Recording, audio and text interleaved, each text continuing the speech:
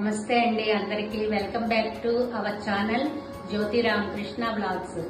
ఈరోజు శుక్రవారం కదండి, బ్రహ్మముహూర్తంలో నేను అన్నపూర్ణాదేవిని పూజ చేస్తున్నానండి. అన్నపూర్ణాదేవిని ఒక వెండి ఇత్తడి పాత్రలో బియ్యం పోసి తల్లిని ప్రతిష్ఠించుకొని ధూపదీప నైవేద్యాలు సమర్పించాలండి. మనం వండిన మొదటి అన్నం తీసుకొని దానిలో బెల్లం ముక్క నెయ్యి వేసి నైవేద్యం సమర్పించాలి. ఇలా పెడితే మన ఇంటికి చాలా మంచిదండి. పాలు గాని నైవేద్యం పెట్టవచ్చు.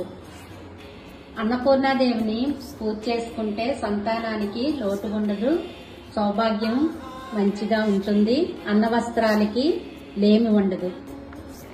మగవారు ఆడవారు అన్నపూర్ణాదేవి సదాదేవి అని సాష్టాంగ ప్రణామం చేయాలి. ఓం శ్రీమాత్రే నమః.